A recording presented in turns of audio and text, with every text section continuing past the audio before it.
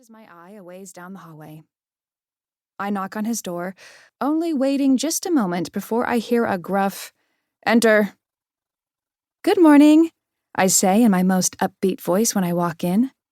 Chief Wells sits behind a pristine and organized desk. Awards line a shelf to his right, but besides that, his office is devoid of any personality. The man behind the desk, however, has plenty of personality.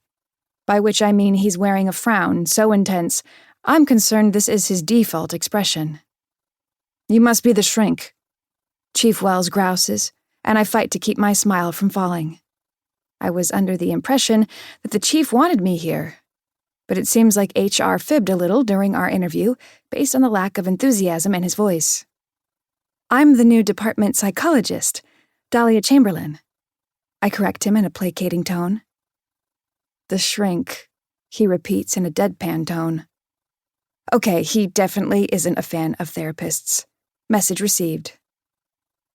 "I tried to avoid having you come here, but the governor is on some mental health kick right now and mandated it."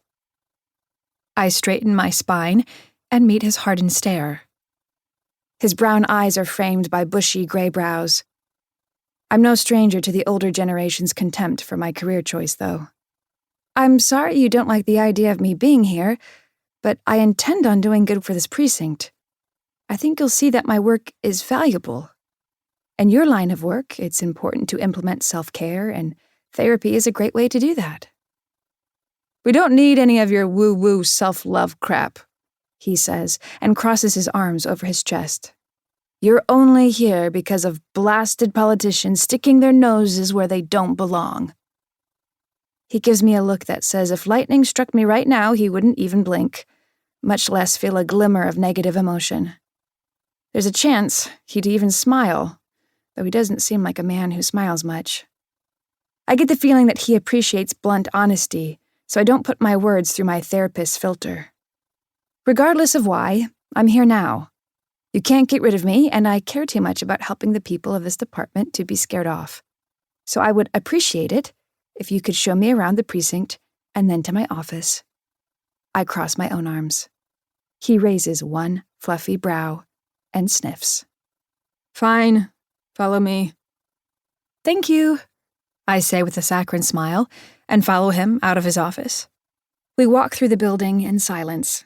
The only time Chief Wells speaks is to briskly say what a room is. Soon we arrive at a door, and the block letters reading homicide on it are plain and unexciting compared to what's contained behind them. Over time, gruesome crime scenes and hours upon hours trying to find the next lead. It all combines to be a heavy weight on the shoulders of each detective, one I hope to lessen. "I will introduce you to each division briefly. Then you can go to your office and everyone can get back to what's important." I nod in response, since he seems like the type to appreciate nonverbal communication, and he opens the door. We enter into the covert chaos of shuffling papers and clacking keyboards. It may not look like much, but there's an undercurrent of tension that is thick in the air.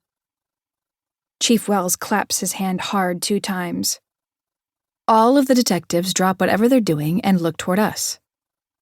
I spot a man, likely the captain, in his windowed office with someone across from him.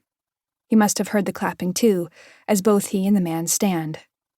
Chief Wells walks to the middle of the room, and I start to follow him. The other man turns, and my steps falter. Our eyes lock, and his hazel irises are time machines. They transport me back to salty air, warm skin, and sweet kisses. Memories I've tried for years to suppress come flooding back, stealing the breath out of my lungs. Levi. Levi is here. How is this possible? I drink him in, losing track of time and space. Who cares what the chief is thinking or doing when Levi is standing here in the flesh? His hair is in that style where it's cut tight on the sides with just a little length up top. The perfect length to run your fingers through. I know from experience. He's clean-shaven, though, which is different.